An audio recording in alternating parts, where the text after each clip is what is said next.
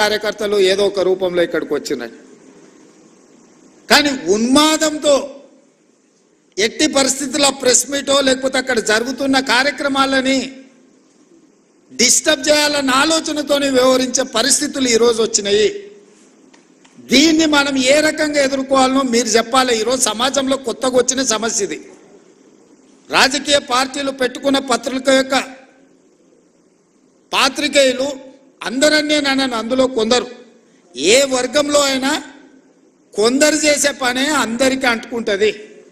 అందరు ఆ విధంగా ఉన్నారని నేను అనడం లేదు. కానీ ఆ కొందరిని కూడా ఏ విధంగా మనం ఇవాళ నియంత్రించుకొని ముందుకు వెళ్ళాలనో ఇవాళ పెద్దలందరూ ఇక్కడ ఉన్నారు. 20 ఏళ్ళు 30 ఏళ్ళు 40 ఏళ్ళ అనుభవజ్ఞులు ఉన్నోళ్ళు, జర్నలిజం పట్ల అవగాహన ఉన్నోళ్ళు, మా మాజీ పిసిసి అధ్యక్షులు, ప్రభుత్వ ప్రత్యేక సలహాదారు మా పెద్దలు కె కేశవ్ గారు కూడా మీ సామాజిక వర్గం నుంచి వచ్చినవాడు. ఇవాళ వాళ్ళ కూతురుగా మేయర్గా వారు ఇక్కడ ఉన్నారు. ఈరోజు నిజంగా మీరు ఆలోచన చేయండి. గతంలో సెక్రటేరియట్ ప్రజాప్రతినిధులుగా మేమే పోయేవాళ్ళం కాదు. ఇవాళ సెక్రటేరియట్లో ముఖ్యమంత్రి కార్యాలయానికి జర్నలిస్టులు వచ్చి కూర్చొని అది చిట్ చాట్ కావచ్చు, లేకపోతే ఇంకేదైనా విషయం కావచ్చు, లేదా పత్రికా సమావేశాలను కూడా సెక్రటేరియట్లో పెట్టి మిమ్మల్ని అందరినీ పిలిచి ప్రభుత్వం అధికారిక కార్యక్రమాలను అక్కడి నుంచి మీరు రాసే విధంగా ఈరోజు మా ప్రభుత్వంలో తీసుకొచ్చిన మార్పు, ఈ మార్పు మీకు చేరిందనే, ఈ మార్పును మీరు గుర్తించిందనే నేను భావిస్తున్నా. కానీ ఈ మార్పు సమాజానికి నష్టాన్ని, మా కష్టాన్ని తెచ్చేదిగా ఉండకూడదు.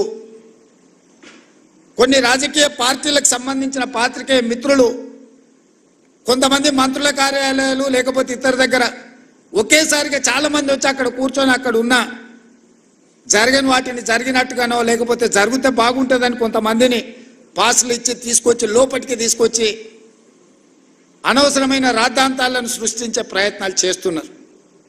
మరి ఇట్లాంటి వాటిని ఎట్లా నియంత్రించాలనో మీరే నిర్ణయించి మీరే వాటిని ఏదో ఒక రకంగా ఒక కొలిక్కి పట్టుకురావాలి. అసెంబ్లీలో పాసులు ఇచ్చినా కూడా అవసరానికి మించి వాళ్ళే వచ్చి ప్రెస్ మీట్ పెడితే కూడా గుర్తింపు పొందిన జర్నలిస్టులకు కుర్చీ దొరకదు. వాడు యూట్యూబ్ అంటాడు, వాడు ఆ ట్యూబ్ అంటాడు, వాడు యూట్యూబ్ అంటాడు, వాడు వచ్చి మొదటి సీట్లలో కూర్చుంటాడు. వాళ్ళు ఏం అడుగుతారో వాళ్ళకి మేము ఏం చెప్పాలో మాకు అర్థం కాదు. ఇది మాకే కాదు మీకు కూడా. నాకు తెలిసి ఒకప్పుడు నేను చాలామంది జర్నలిస్ట్ మిత్రులు నాకు ఉన్నారు. సీనియర్ జర్నలిస్ట్ రాగానే లేచి కూర్చొచ్చి వీళ్ళు వెనక్కి పోయి కూర్చునేటోళ్ళు. మేము పత్రికా సమావేశం పెడితే కూడా ఒకవేళ డెస్క్ ఇన్ఛార్జీలు లేకపోతే మీ దాంట్లో సీనియర్ జర్నలిస్టులు వస్తే, వేరే సంస్థకు సంబంధించిన జర్నలిస్ట్ వస్తే కూడా లేచి జూనియర్స్ లేచి ముందు వరుస వాళ్ళకి ఇచ్చి వీళ్ళు వెనక్కి పోయేటోళ్ళు. ఇప్పుడు విపరీతం ఎట్లయిపోయింది అని అంటే అసలు కంటే కొసరోళ్ళది ఎక్కువైపోయింది. ఎవరిది ఏ ట్యూబో తెలుస్తలేదు మాకు. ఇక ట్యూబ్లో ఎక్కడికంటే అక్కడికి వెళ్ళిపోయి ఏది పడితే అది మాట్లాడితే అక్కడ ఉన్న ప్రజలు ఏమన్నా అంటే చూసిరా జర్నలిస్టుల మీద దాడి అని. జర్నలిస్ట్ అనే పదానికి డెఫినేషన్ ఏందో మీరు డిసైడ్ చేయండి. మేము ఎవరిని జర్నలిస్ట్గా చూడాలో మీరు చెప్పండి. ఎవరు దోస్తే వాడు ట్యూబ్ పెట్టుకొని ఆ ట్యూబ్లో పెట్టుకొని వాడు మెడలో పట్టేసుకొని మెడలో ఇది కట్టుకొని వాడు నేను ట్యూబ్కో జర్నలిస్ట్ అని బయలుదేరితే వాళ్ళు వ్యవహరించే విధానాన్ని బట్టి ప్రజలు వ్యవహరిస్తారు. ఏది పడుతుంది మధ్యలోనే అడ్డం దొడ్డం మాట్లాడి ఏదైనా ఏమన్నా అంటే చూసిరా జర్నలిస్టుల మీద. సో ఈ విధానానికి ఎక్కడో ఒక దగ్గర పులి స్టాప్ పెట్టాలి. దీన్ని ఆలోచన చేయాల్సింది మీరే. ఎందుకంటే ఇంతకంటే పెద్ద సందర్భం నాకు దొరకదు మీకు ప్రభుత్వం వైపు నుంచి కానీ ప్రజాప్రతినిధిగా మేము ఎదుర్కొంటున్న సమస్యల్ని మీ దృష్టికి తీసుకురావడానికి ఇంతకంటే మంచి అకేషన్ ఏమి ఉండదని నేను భావిస్తున్నా. అక్రిడేషన్ కార్డుల గురించి పెద్దలు శ్రీనివాసరెడ్డి గారు చెప్పారు. ఇద్దరు శ్రీనివాసరెడ్డి స్క్వేర్ ఈరోజు మీ సమస్యల్ని మీ ముందర పెట్టారు. నిజమైన జర్నలిస్టును ఒక్కరిని కూడా అగౌరవపరచాలన్న ఆలోచన కానీ, వాళ్ళకి అక్రిడేషన్ కార్డులు కానీ, ఆరోగ్య భద్రత కార్డు కానీ, ఇంటి పట్టాల విషయంలో కానీ మీకు ఎలాంటి నష్టం జరగకుండా చూసే బాధ్యత ఈ ప్రభుత్వాన్ని అని చెప్పి నేను మీకు మాట ఇస్తున్నా. కానీ అట్ ద సేమ్ టైం ఈ ప్రభుత్వం ఎదుర్కొంటున్న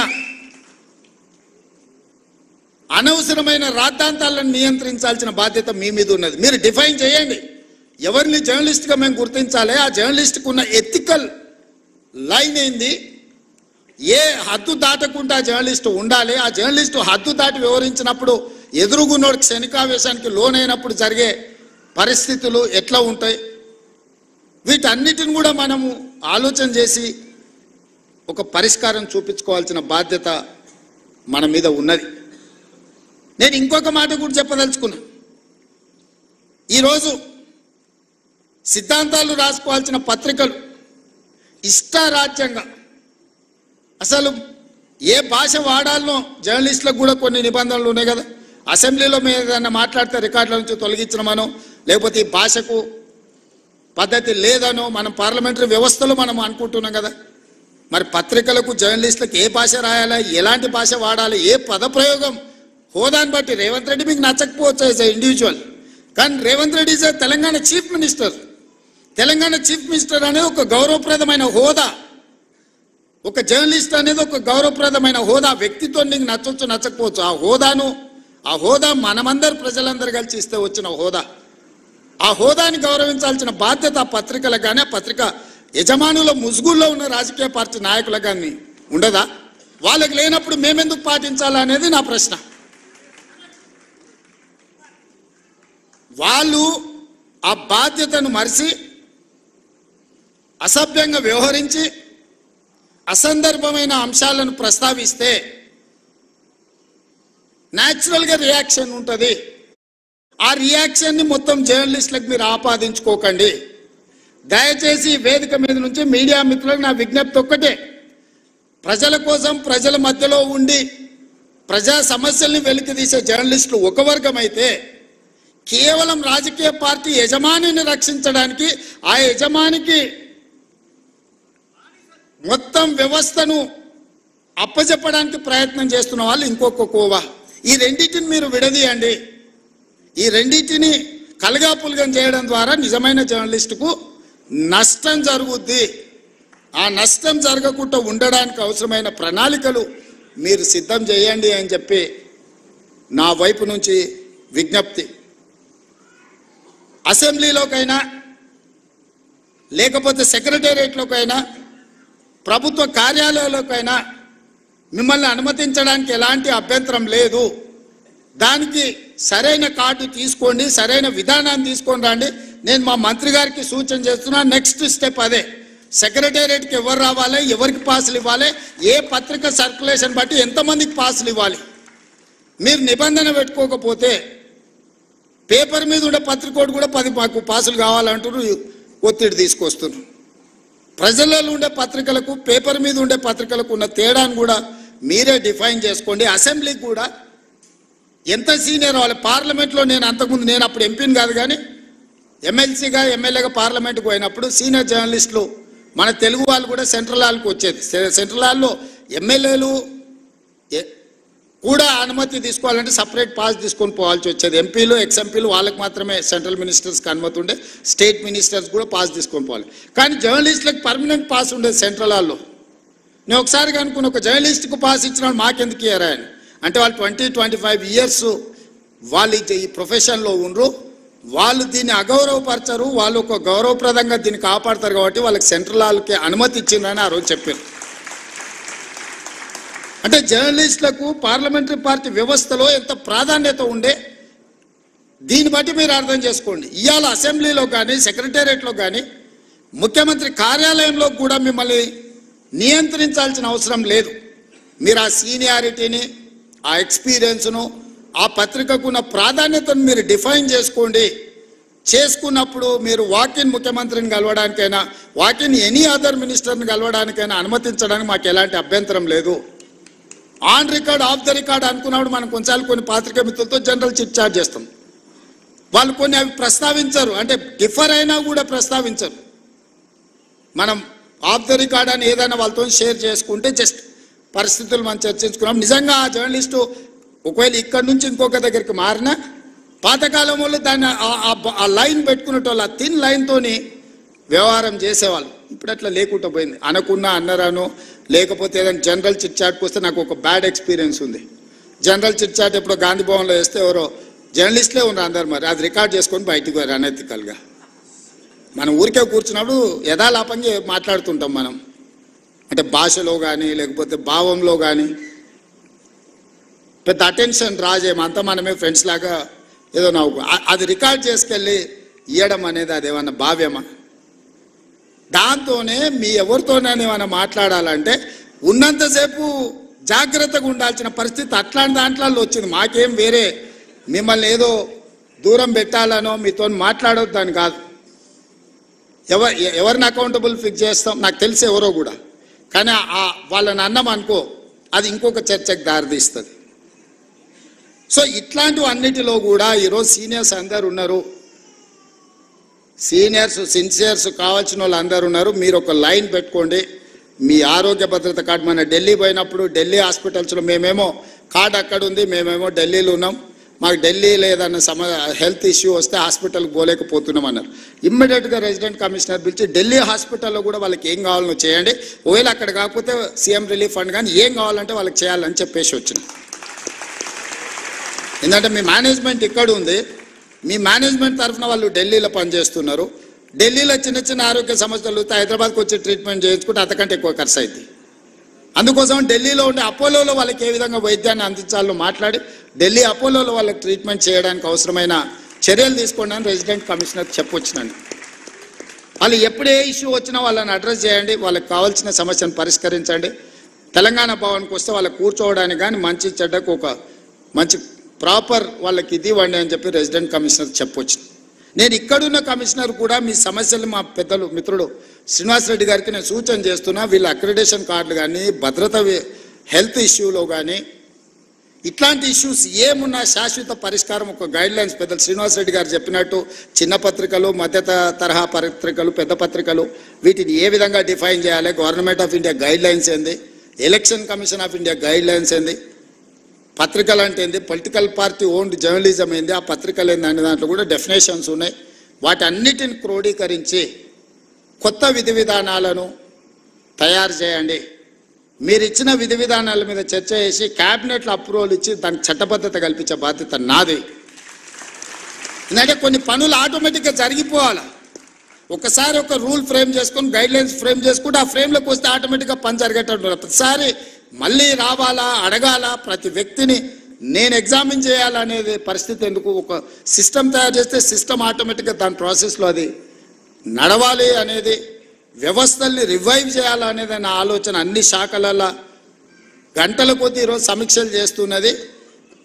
దెబ్బతిని ఈరోజు వ్యవస్థలు కూలిపోయే పరిస్థితి వచ్చింది కాబట్టి ఆ వ్యవస్థల్ని నిలబెట్టడానికి, వాటిని బలోపేతం చేయడానికి, వాటిని నడిపించడానికి విధి విధానాలు ఖరారు చేస్తున్నాం. మనకు టూరిజం పాలసీ లేదు, ఎనర్జీ పాలసీ లేదు, స్పోర్ట్స్ పాలసీ లేదు. ఇట్లా చెప్పుకుంటూ వెళ్తే 10 సంవత్సరాల తెలంగాణకే పాలసీ లేదు. పాలసీ లేకపోవడం కూడా ఒక పాలసీ కింద భావించరు కొంతమంది.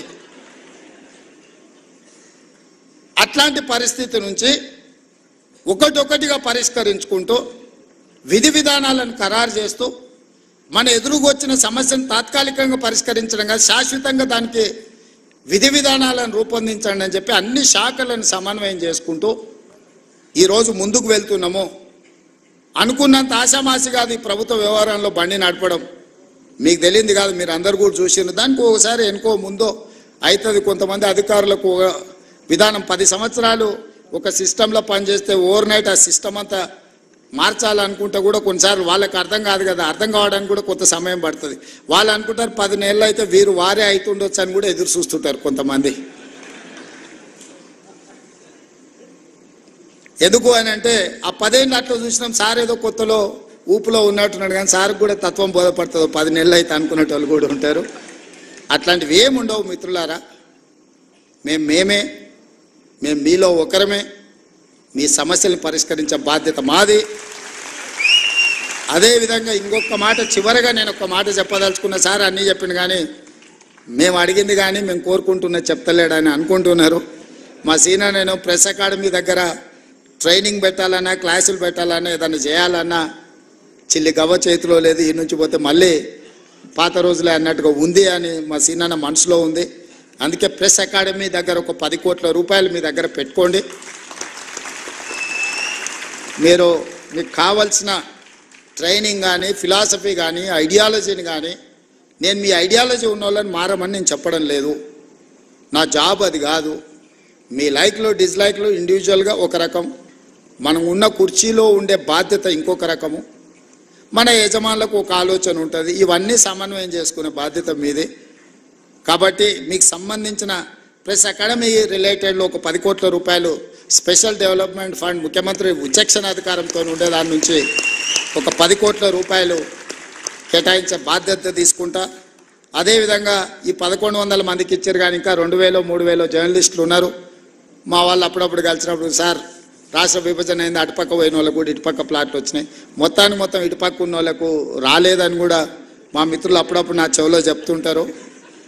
బంజారా హిల్స్ వచ్చినప్పుడు బంజారా హిల్స్లో మీరు భాగస్వాములు అయినరు, జూబ్లీ హిల్స్ వచ్చినప్పుడు జూబ్లీ హిల్స్లో మీరు భాగస్వాములు అయినరు, గచ్చిబౌలి వచ్చినప్పుడు గచ్చిబౌలిలో మీరు భాగస్వాములు అయినరు, చివరికి ఆ కొంపల్లి వస్తే కొంపల్లి దగ్గర పేట్ బషీరాబాద్లో మీరు భాగస్వాములు అయినరు. ఇప్పుడు మా తెలంగాణ రాష్ట్ర ప్రభుత్వం ఫ్యూచర్ సిటీ తెచ్చుకుంటుంది కదా, డెఫినెట్గా ఫ్యూచర్ సిటీలో మీరు భాగస్వాములు అవుతారు.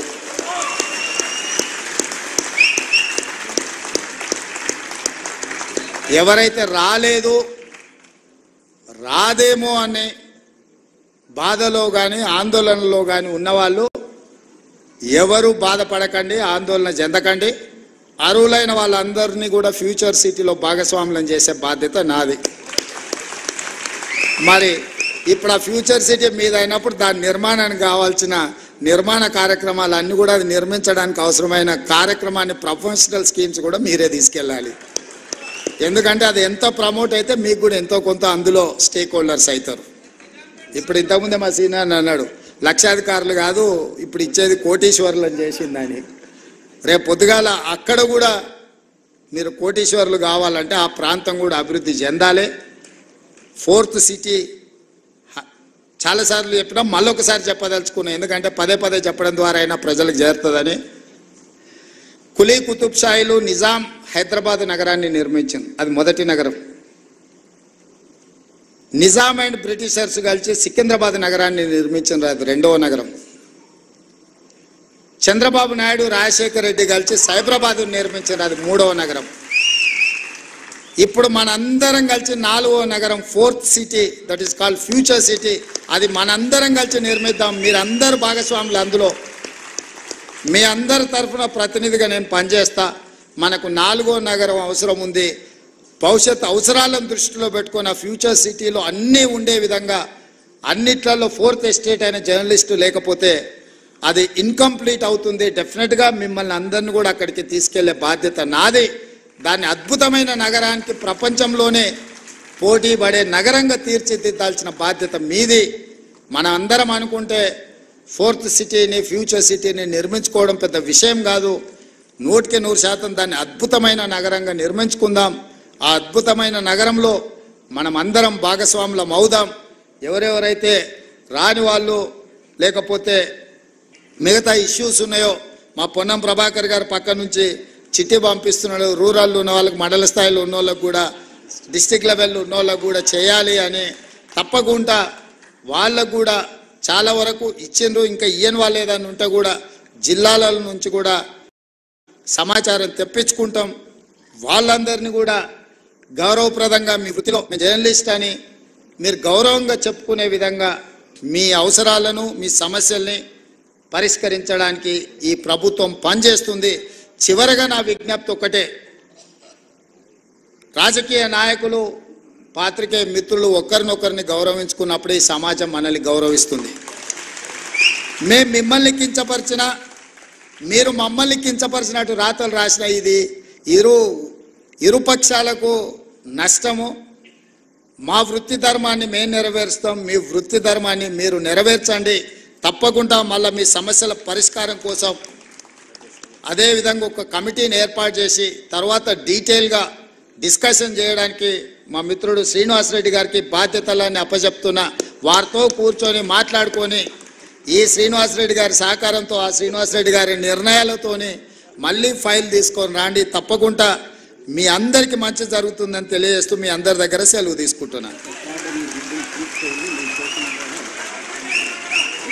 సీనాన్ అకాడమీ బిల్డింగ్ కంప్లీట్ అయింది, దీని ప్రారంభోత్సవం అంటుండు. డెఫినెట్గా ఏ కార్యక్రమం ఉన్నా నేను వస్తూనే ఉంటాను భాస్కర్ గారు.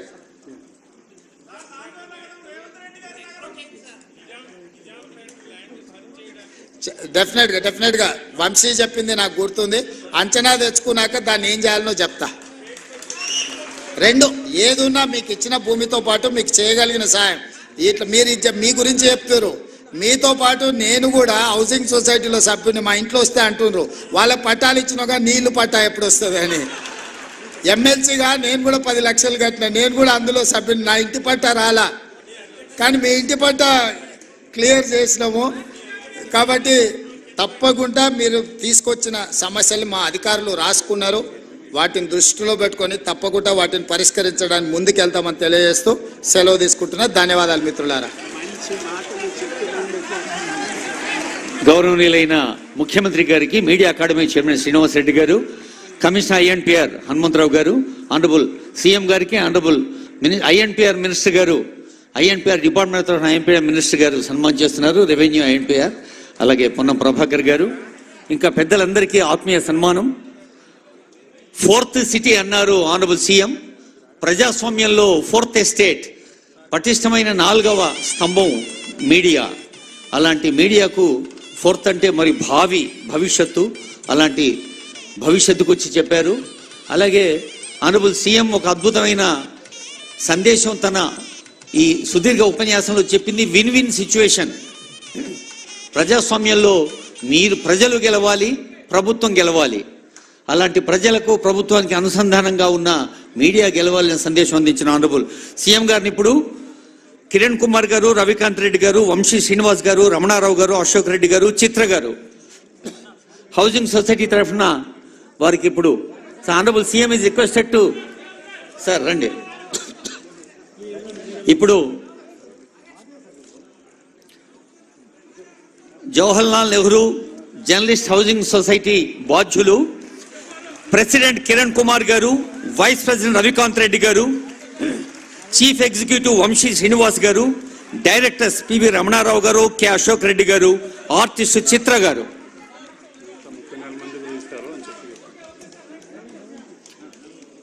మీడియా అకాడమీ పక్షాన, సమాచార పౌర సంబంధాల శాఖ పక్షాన గౌరవనీయులైన ముఖ్యమంత్రి గారికి, గౌరవ ఐఎన్పిఆర్ మినిస్టర్ గారికి, గౌరవ హైదరాబాద్ జిల్లా ఇన్ఛార్జ్ మంత్రివాళ్లకు, గౌరవ ఎంపీ సనిల్ కుమార్ యాదవ్ గారికి, గౌరవ ఎంపీ కిరణ్ కుమార్ రెడ్డి గారికి, గౌరవ ఎమ్మెల్యే మల్రెడ్డి రంగారెడ్డి గారికి, ఆనరబుల్ అడ్వైజర్ వేం నరేందర్ రెడ్డి గారికి, ఆనరబుల్ మేయర్ విజయలక్ష్మి మేడంకి, honourable deputy mayor Mothe Srilatha Shobhan Reddy గారికి, ప్రజాప్రతినిధులందరకు హృదయపూర్వక ధన్యవాదాలు on behalf of INPR department and media academy. Jawaharlal Nehru journalist housing society ప్రతినిధులు president B Kiran Kumar, vice president R Ravikanth Reddy, chief executive Vamshi Srinivas, director PV Ramanarao, director K Ashok Reddy, artist Chitra కలిసి అందజేస్తున్న సన్మానం.